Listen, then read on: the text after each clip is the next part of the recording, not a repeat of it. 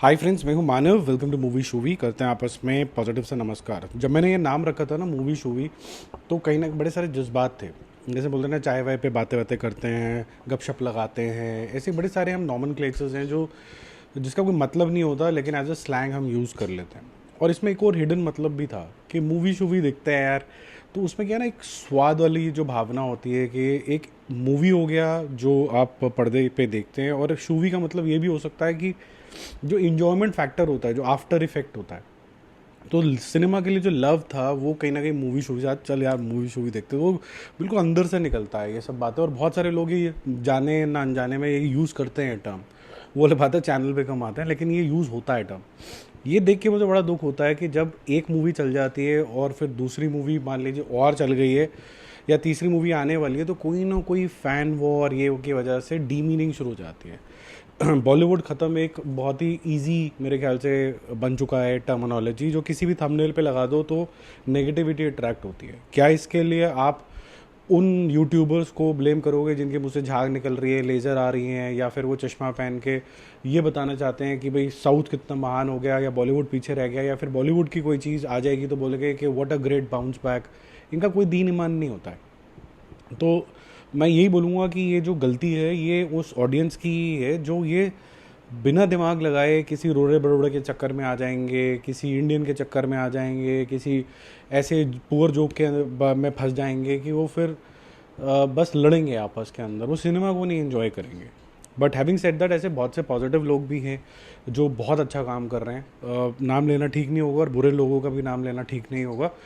और ये जो वॉर है ना, ये अगर मूवी तक सीमित होती तो ठीक था कि वॉर मूवी आ रही है, हम सेलिब्रेट कर रहे हैं। बट अगर हम ये बोलने लग जाएंगे कि सैयारा क्यों चल गई, तो वो छपरी, और फिर कोई एक बड़ी शान से आके बोल देगा कि भाई ये तो छपरी का ही सारा संसार बन चुका है, हमें तो सिविक सेंस ही नहीं है। उसके फिर चार जो हैं लौंडे लपाटे बोलेंगे कि भाई हमें तो 2 व्यू मिल जाएंगे एक्स्ट्रा अगर हम इसका नाम यूज़ कर लेंगे, तो हम भी बोल देते हैं कि बड़ा अच्छा काम किया सर आपने। तो आप जाओगे ऐसे चैनल्स पे तो आपको लगेगा कि यार कंसिस्टेंटली आप सिर्फ स्लो पॉइजनिंग पॉइजनिंग पॉइजनिंग करते जा रहे हो, आपको कोई पॉजिटिव चीज़ दिखती भी है।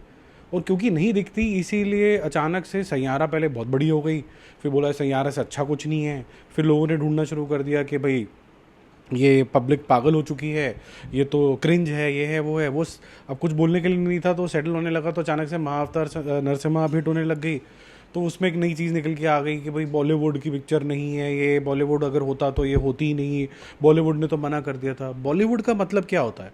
क्या वो इंसान जो इस मूवी को प्रोड्यूस कराने जा रहा था वो पूरे बॉलीवुड को फ़ोन पे कॉल कर करके पूछ रहा था कि मेरे को प्रोड्यूस दे दो, कर दो, मुझे प्रोड्यूस कर दो, मुझे प्रोड्यूस कर दो? ऐसा होता है क्या?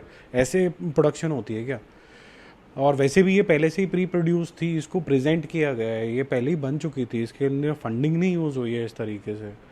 तो बड़ी अफसोस की बात है कि लोगों को फिल्म मेकिंग का प्रोसेस भी नहीं पता है, और लोग फिर ये बॉलीवुड हाय हाय, या फिर कभी किसी को क्रिंज बोल देंगे, कभी किसी को क्रिंज बोल देंगे। तो फिर कभी कभी मन तो करता है कि मैं कई लोगों के नाम हैं ऐसे कि भाई बॉलीवुड जो नाम है उनके चैनल के अंदर ही एम्बेडेड है।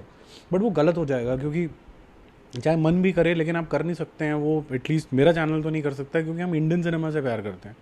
तो जहाँ ये प्रेम है कि महाअवतार नरसिम्हा बहुत अच्छा कर रही है, इसका मतलब ये नहीं है कि मैं किसी और चीज़ को क्रिंज बुलाना शुरू कर दूंगा। तो मैं ये नहीं बोलूँगा कि भाई क्योंकि किंगडम नहीं चली तो वो बहुत बड़ी क्रिंज होगी, मेरी भी झाग निकलने लग गई मुंह से, ये सब हो गया। ऐसा नहीं है। महाअवतार नरसिम्हा के चलने के बहुत सारे रीजंस हैं। और ऐसे अगर आप येस्टरडे ईयर्स में जाएं तो महाअवतार नरसिम्हा तो वैसे कुछ भी नहीं है जितनी जय संतोषी माँ जैसी मूवी चल गई थी। वहाँ पर तो लोगों ने जेनविनली बात है, वहाँ पर पैसे लुटाए थे, वहाँ मंदिर बन गए थे हॉल के अंदर ही, वो अलग ही मंजर था।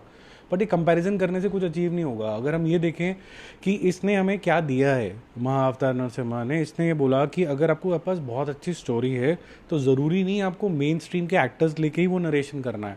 आज आपके पास एआई है, आज आपके पास बहुत अच्छे वीएफएक्स हैं, आज आपके पास बहुत अच्छा पोस्ट प्रोडक्शन का काम हो सकता है, अच्छे आर्टिस्ट हैं, रिफाइनमेंट हो जाती है कंप्यूटर से। तो बहुत कुछ हो के आप बिना उनकी मदद से भी एक लिमिटेड बजट के अंदर आप एक बढ़िया चीज़ निकाल सकते हो। मेरा जो क्रक्स था वो ये था इससे। और एज अ एनिमेशन चीज़, लाइव एक्शन चीज़ें ये इंडिया में वैसे ही बहुत कम है, तो ये जॉनर को ओपन करती है। ठीक है, अब इसका मतलब ये नहीं होता कि कोई किसी भगवान से कम प्यार करता है या ज़्यादा प्यार करता है। अगर इसको बहुत ज़्यादा बार आप देख भी लोगे तो ऐसा नहीं है कि आपके अंदर भगवान बस जाएगा, अगर आपने इसको नहीं भी देखा तो ऐसा मतलब नहीं है कि आपके अंदर भगवान नहीं है।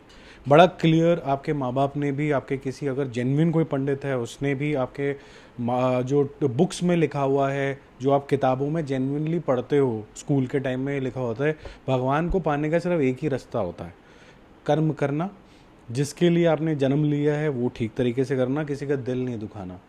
आप वहाँ जाके किसी का दिल दुखा देते हो थिएटर के अंदर जाके, और आप माँ अवतार देख के आ गए कि मैं तो भगवान के क्लोज आ गया, एक गलत फहमी है बहुत ही गंदे तरीके से। और फिर नौटंकी करने वाले शक्तिमान ये बोल देंगे कि भाई पीके के अंदर अपमान हो गया और ये हो गया और वो हो गया, हम भगवान को बचाने निकलेंगे। और सबसे बड़ी बेवकूफ़ी तो वो है, ये वीडियो ज़रूर थोड़ा लंबा हो रहा है और आउट ऑफ कॉन्टेक्स्ट हो रहा है, वो बिल्कुल खून जलाने वाला होता है।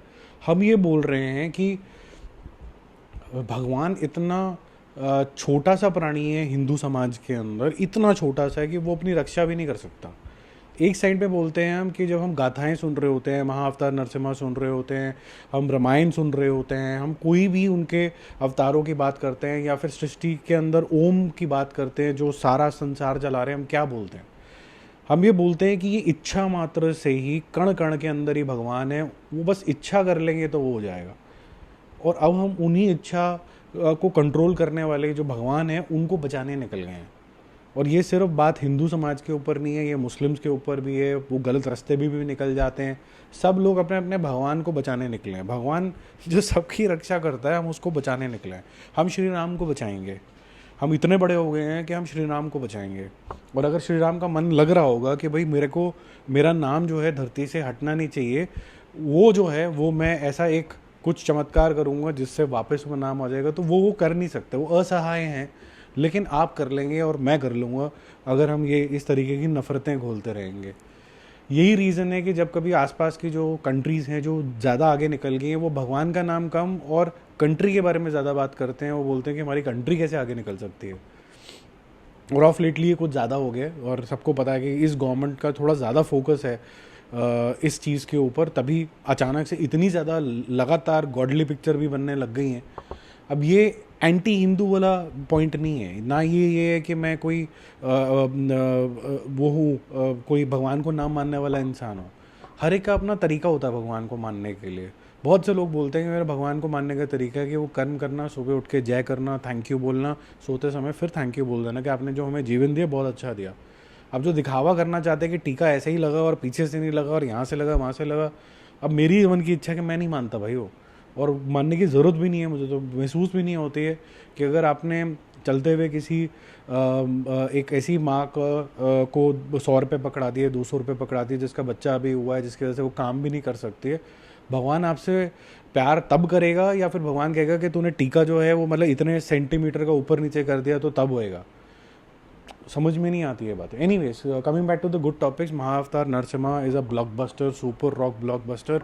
और ये मोस्ट प्रॉब्ली एक आइकॉनिक मूवी होगी जिसकी ROI नेक्स्ट लेवल की जाने वाली है।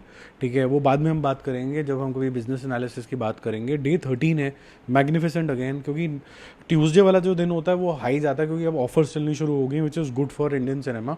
तो ये 9 करोड़ रुपीज़ से गिर के थोड़ा सा 7 करोड़ आया, लेकिन 7 crore on a 13 day is very impressive. 107 + 7 114 crore हो जाता है और 145 करोड़ रुपीज़ के आसपास का वर्ल्ड वाइड कलेक्शन है। जल्दी 150 भी करेगा, ये 200 भी करेगा। जिस स्पीड से ये जा रहा है ये 160 ऑड करोड़ रुपीज़ के आसपास जाती हुई भी नज़र आ रही है। थोड़ा सा डेंट लगेगा इसको जब अभी ये 14 अगस्त को कुछ मूवीज़ रिलीज़ होंगी, लेकिन उसमें समय है, तो ये अभी अच्छे तरीके से अपना और लोगों का एजुकेशन और एंटरटेनमेंट दोनों कर सकती है। किंगडम के बारे में बात करते हैं। ये बहुत जल्दी नेटफ्लिक्स पर रिलीज़ होने वाली है। ये अभी 7th डे है और इतनी जल्दी अनाउंसमेंट भी हो गया, लोगों को समझ में आ गया कि ये शायद प्रोड्यूसर्स वगैरह को कि ये नहीं चमकेगी, तो फटाफट से अनाउंस कर दो। 28 है, 29 ऐसा कुछ डेट है जिस पर ये रिलीज़ होने वाली। 27, 28 या 29 में से कोई डेट है, मैं चेक करके बता दूंगा, कम्युनिटी पोस्ट में डाल दूंगा। 1.5 करोड़ रुपए की अर्निंग करके 46 करोड़ हो चुका है। वर्ल्ड वाइड टोटल कुछ 74.5 करोड़ रुपीज़ के ऊपर है। धीरे धीरे करके थोड़ा बहुत जो है 50 करोड़ नेट इंडिया के अंदर क्रॉस कर लेगी, लेकिन जल्दी, क्योंकि नेटफ्लिक्स की भी अनाउंसमेंट हो गई है, तो जो थोड़े बहुत जा भी रहे थे वो मेरे ख्याल से लोग कल से तो नहीं जाएंगे। सू फ्रॉम सो का डे 13 है और ये 45 करोड़ कंप्लीट कर लेती है और 58 करोड़ रुपीज़ वर्ल्ड वाइड। ऐसे ही किसी ने पूछा था कि थलाइवी करके एक मूवी आई है, मैंने दोनों ही नहीं देखी है, ये सू फ्रॉम सो भी और थलाइवन, ये 48 करोड़ इसने किया है नेट, और 70 करोड़ रुपीज़ वर्ल्ड वाइड, दोनों नहीं देखी हैं। ये हिंदी में भी अवेलेबल नहीं है और ये सबटाइटल्स के साथ दोनों अवेलेबल हैं, पर अभी मौका ही नहीं लगा मेरे को कि मैं जाऊँ और इस पर टाइम स्पेंड करूँ। ऐसे अब सैयारा के बारे में बात करते हैं। डे 20 है और ये बहुत ही बड़ा माइलस्टोन एक और अचीव करने वाली है। एक तो 500 करोड़ क्रॉस कर चुकी है ये, तो वो एक माइलस्टोन हो जाता है, क्योंकि नए बच्चे आए और वो 500 करोड़ क्रॉस कर ले तो वो इम्पॉर्टेंट हो जाता है। लेकिन जल्दी ये ओवरसीज़ के अंदर भी एक 2025 का एक रिकॉर्ड बनाने वाली है। L2 सबसे ज़्यादा चलने वाली है, क्योंकि मलयालम ऑडियंस काफ़ी सारा इंडिया से बाहर है स्पीकिंग ऑडियंस। तो 142 करोड़ रुपीज़ उसने किया था और ये 135 करोड़ कल तक पहुंच गई थी। आज ये 1 करोड़ रुपये और ऐड करके 136 करोड़ पे, यानी 6 करोड़ रुपये ये और ऐड करेगी तो L2 के बराबर आ जाएगी, और फिर उसके बाद ये क्रॉस कर जाएगी। मोस्ट प्रॉब्ली संडे तक ये हाईएस्ट ग्रॉसिंग 2025 की ओवरसीज़ पिक्चर बन जाएगी, यानी कि ये सिर्फ इंडिया के अंदर नहीं चली है, बाहर भी लोगों को पसंद आई है। तो जो ग्रिंज विंज का गाना गा रहे हैं वो अपनी बस सैडिस्टिक प्लेजर पूरा कर रहे हैं और कुछ भी नहीं है। 3.5 करोड़ रुपीज़ कल किया था, आज 2.5 करोड़ किया है। जैसे मैंने बोला ट्यूसडे था तो थोड़ा सा जंप आता है क्योंकि ऑफर्स होती हैं, और आज थोड़ा सा नीचे जाएगा। कल ये मेरे ख्याल से फिर से 3 पे आ जाएगी। 313.5 करोड़ था, 2.5 और ऐड करोगे तो लगभग कितना 316 करोड़ हो जाएगा, 316 करोड़। कल तक जो टोटल था वो था 509 करोड़ रुपए वर्ल्ड वाइड। और यशराज ने भी अपना ऑफिशियल नंबर्स वगैरह जो हैं अपने स्टोरी में डाले थे इंस्टाग्राम के ऊपर। और अगर आप इंस्टाग्राम पे मुझे भी फॉलो करना चाहते हो तो मूवी शूवी मेरा हैंडल है, जो चैनल का नाम है, वहाँ पर हम काफ़ी गुफ्तगू वगैरह कर सकते हैं। तो 2.5 करोड़ रुपए ये सब चीज़ें ऐड करके वर्ल्ड वाइड जो टोटल है वो इसका करीबन 515 करोड़ रुपीज़ के आसपास हो गया। अच्छा चल रहा है। जो नहीं चल रही है पिक्चर, जो समझ में नहीं आया क्यों नहीं चल रही है, तो बहुत बड़ी बात कर चुके हैं, दोबारा बात करने की ज़रूरत नहीं है। लेकिन अच्छी परफॉर्मेंसेस वेस्ट होते हुए अच्छा नहीं लगता। डे 6 है, कल 1 करोड़ किया था, आज भी 1 करोड़ करेगा। 15.5 करोड़ इसका टोटल है, 22 करोड़ रुपीज़ वर्ल्ड वाइड है। इसमें धर्मा प्रोडक्शन का चाम तक नहीं चला है, क्योंकि धर्मा प्रोडक्शंस जब कभी भी पिक्चर में बनाता है और उसको अच्छे से मार्केट करता है तो एक ऑडियंस है जो धर्मा प्रोडक्शन की पिक्चरें देखना चाहती है इंडिया के बाहर। ये इसको मिला ही नहीं है अट्रैक्शन, और मेरे ख्याल से उतनी एग्रेसिवली इसको प्रमोट भी नहीं किया गया है। मुझे ऐसा लगता है कि अब काफ़ी सारे पैसे मिलने के बाद धर्मा प्रोडक्शन जो आधा बिका है, स्टेक सेल हुआ है, करण जौहर को ज़्यादा पिक्चरें प्रोड्यूस नहीं बल्कि डायरेक्ट करनी चाहिए। इस तरीके की सोच रखनी चाहिए, because when he direct the movie is a hit in theatres. Son of Sardaar 2 तो हिट नहीं है, काफ़ी बड़ा लॉस होगा इसको। 2.5 कल किया था, आज ये और गिर गया है, 2 करोड़ पे है। 32 crore rupees net India collection, 45 crore world wide. ये वॉश आउट है कम्प्लीटली पिक्चर। ठीक है, तो आज का वीडियो जेन्युइनली बहुत लंबा हुआ है, पर मुझे ये शेयर करना था क्योंकि ये जो आपस में लड़ाई है, एक हिंदुस्तानी दूसरे हिंदुस्तानी से ये लड़ रहा है कि तू बेटर है कि मैं बेटर हूँ, तेरी साड़ी ज़्यादा सफ़ेद है कि मेरी साड़ी ज़्यादा सफ़ेद है। ये कोई सर्फ की ऐड थोड़ा ना चल रही है। इन्जॉय करो, जो कुछ भी चल रहा है अच्छी बात है। जितना ज़्यादा रेवेन्यू आएगा और पिक्चरें बनेंगी। अनलेस एंड अनटिल कोई एक एक्सेप्शनल मूवी नहीं आ जाती है कि जिसको आप बोलो कि यार ये तो कैसे चल गई भगवान ही जानता है, जैसे पुष्पा वगैरह के केस में हुआ। But otherwise just be happy that things are working यार, है ना। बाकी जल्दी मिलते हैं और रिव्यूज़ और अपडेट्स के साथ। Stay connected, bye bye.